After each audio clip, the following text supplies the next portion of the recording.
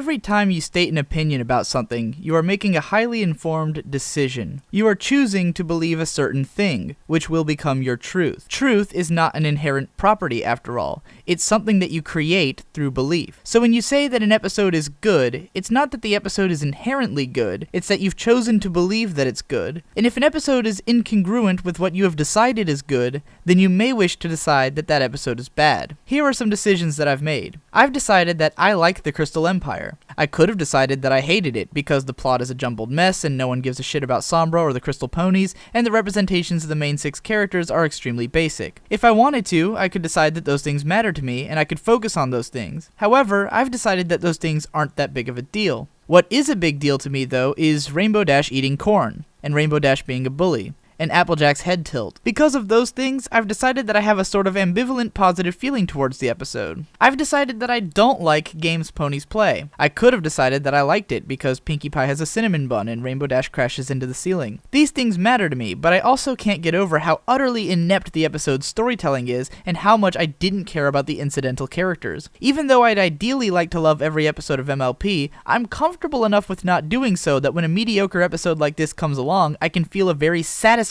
dislike for it. The satisfaction comes from defining the dislike so well that I fully understand what disliking it means about me. But before I continue to talk about Season 3's episodes, let's talk about the structure. Unless you're a big fan of this season, more so than you are of the other seasons, and I have met some people who are like that, Season 3 was always going to be the worst season by virtue of being only 13 episodes. I've chosen to believe that Season 3 has the same density of quality episodes that Season 1 and 2 had, but having half as many episodes necessarily means that it isn't as good. That said, I think this is the only manner in which the season is not as good. In my opinion, the first 13 episodes of Season 1 contained one amazing episode, 3 or 4 great episodes, 6 or 7 good episodes, 3 or 4 mediocre episodes, and 1 bad episode. Comparatively, I think that Season 3 contained 1 amazing episode, 4 great episodes, 4 or 5 good episodes, 4 or 5 mediocre episodes, and 1 or 2 maybe bad episodes. Obviously, these counts will vary heavily from person to person, but I want to ask that you actually go and make those counts. Before you claim that Season 3 was generally weaker, go back and pick a 13 episode stretch from Season 1 and compare notes. I do think that the first 13 episodes of Season 2 were much better than either of these 13 episode stretches, but my point is simply that I don't think Season 3 is subpar for the course. Now, a lot of you are probably still wondering, why was Season 3 only 13 episodes? And why has Hasbro been pulling the episodes from YouTube and taking down a ton of fan works with them? What's going on? From what information I've been able to gather, the most likely answer is that Hasbro is preparing MLP for syndication. What this means is that Hasbro will start selling broadcast rights to other networks so that they can air the show. 65 episodes is the industry standard package size for selling rights to kids shows, and after Season 3, MLP now has that many episodes, making it a clean 3-season package. If this is why Season 3 has 13 episodes, it would also explain the takedowns. You may have heard the rumor that Hasbro was trying to sell the show's broadcast rights to China, but that the Chinese networks had said that they wouldn't pay for what could be easily had online. I've still never seen the source of this rumor, and it sounds kind of weird to begin with, but if you replace China with something like Cartoon Network, it's a very reasonable idea. Why would a network want to pay to air reruns of a show which are easily available on YouTube? Considering that the majority of the blocked videos are blocked solely in the United States, this makes way more sense than the whole China explanation. The brony stuff on YouTube is just caught up in the crossfire. The mechanism that YouTube uses to remove copyright material is automated and removes whatever it detects as infringement.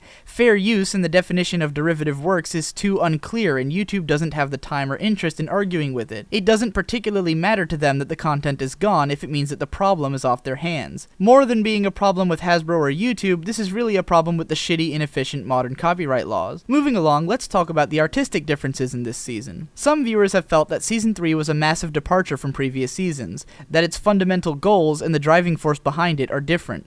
Many have cited that series creator Lauren Faust is no longer around as the reason that things feel different. I have my doubts about how different the season really is and which things would or wouldn't have happened if Faust were still around. Trying to read creative intent into an animated series is incredibly difficult. I would know because I've been doing it obsessively for 6 years. As an anime blogger, my specialty was keeping track of who contributed what to different works and trying to figure out what stuff came from what minds in the production. It is very possible that whatever Lauren contributed is the one thing which is truly missing, and it's possible that this one thing resonated with you.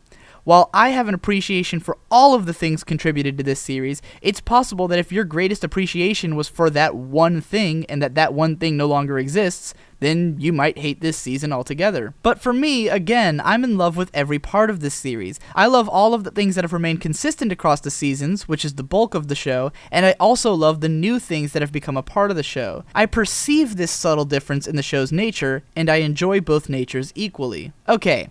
Now that I've basically set the stage for the season, let's go ahead and talk about it, shall we? For starters, the episodes that I've decided I don't really care about. Games Ponies Play is, for me, the most forgettable episode of the season. The plot is altogether uninteresting and unengaging, and there's nothing in there that makes me feel like I need to go back and see it again. Spike at Your Service and Just for Sidekicks are also episodes that I'll probably forget about before long. In Spike at Your Service's case, it's an episode with a weak structure and plot, and it isn't quite saved by the good ideas that it does have. It's a gems and shit kind of episode, whereas Just for Sidekicks is more of a flatline episode. That is to say that it's entertaining, but it's also so difficult to really give a shit about that I can't say I'll go back and watch it much. Neither one is a bad episode, they just don't make me care, which is pretty much true of every Spike episode. Apple Family Reunion is just depressing for me. I don't think there's anything wrong with the episode, but it failed to engage me on any level whatsoever, and this is distressing for me because it's an Applejack episode and I want to be engaged with her. And last of this section is Keep Calm and Flutter On, which is probably the most confusing episode of the season. It's a great concept with botched execution, simultaneously having ideas that are so good that I wrote a positive review of it, but also with things that were so detestable that when I watched Strebaskunk's downright scathing review of it, I couldn't really disagree with him. When it comes right down to it, I personally am not invested enough in Discord as a character to care much about this episode's failures, and while I am interested in the way that it portrays Fluttershy, so much of what I saw in that was what I was reading into it that I don't feel the need to actually rewatch it. Now let's talk about some episodes that I decided I liked. The Crystal Empire appeals to me for some reason.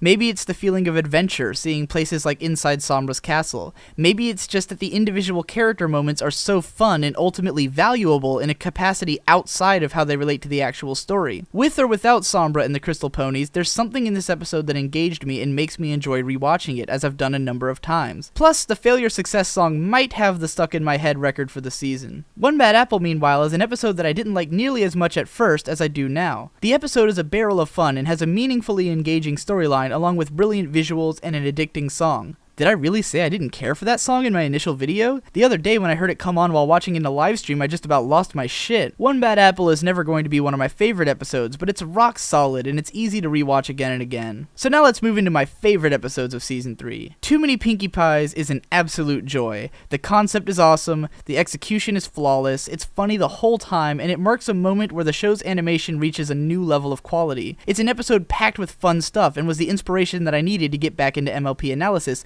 leading eventually to this video series. Ditto everything I just said for Magic Duel, but add in that it has Trixie. You know, I'd almost forgotten just how valuable that is until I watched this episode on TV the other day and I was like, oh my god, Trixie is amazing. This can't be understated. Sleepless in Ponyville is probably the fan favorite of the season and stands out as feeling particularly out there for an MLP episode. It's the debut of writer Corey Powell and possibly the first time an episode of MLP has evoked real feelings of terror. For me, it's a bit of a thrill ride, watching what Scootaloo goes through all by herself and then being so unsure about how this whole thing will work out. For the feelings of fascination that I had with the idea that Rainbow may or may not be a good older sister, this ep gave me a lot to think about. Wonderbolt's Academy is possibly one of the most serious episodes in terms of how it presents its leading character and provides Rainbow Dash with a crowning moment of awesome more effective than any other such moment in the show. But besides that, the animation is just utterly unbelievable. Between this episode and the finale was some of the most appealing animation that I've ever witnessed in any cartoon, and I've seen thousands of them. And of course, that leaves us with the Magical Mystery Cure, which is kind of like the last episode of Madoka or Gurren Lagann or something in terms of presentation, but has the distinction of not being the actual finale. This was for me the most satisfying piece of animation that I've seen in years, and currently my favorite episode of My Little Pony. Sometime in the near future I'm going to livestream a shot-by-shot analysis of this episode, so look forward to that announcement. For those who want an actual ranked list of the season's episodes from me, pause the video now. overarching statements about the season. It had a lot of big, satisfying moments. Twilight's ascension, Rainbow's moment, Trixie's redemption, and, for Minnie, Scootaloo's finding a sister. The animation quality continued on Season 2's line of improvement, and many of the episodes easily belong on a list of the show's best, which I'll probably make sometime. Ultimately, looking back on this season leaves a good taste in my mouth. I enjoyed more than I didn't, and I've always been pretty good at just forgetting about episodes that I don't like, except Ghostbusters, which I'm damned to never ever forget. I can safely say that I'm extremely pumped for Season 4, especially since it's going to return to the 26 episode structure. In the interim between seasons, you can expect me to continue my steady stream of video releases. In fact, right now, I'm announcing my new bonus channel, Digibrony After Dark. On this channel, I'll be talking about some of the more strange and expressive aspects of the fandom, as well as making my own fan works and posting them there. It's just a way of keeping that stuff out of the main channel so that those of you who are only interested in analysis of the actual show don't have to see it. If you're interested in stuff like fan-made songs, possible fanfic readings, and analysis of things like the Pony Hypnosis Project, you should definitely subscribe to the new channel. So far, I've uploaded one video, which is my retelling of Luna Eclipsed in rap form. I hope that all of you will continue to enjoy and support my videos as we move into the off-season, and rest assured that I'll still be here to cover Season 4 when the time comes. Oh, Rainbow Mother Earth, can you tell me where the sun goes? Because in reality, we aren't even the colorless 720p iTunes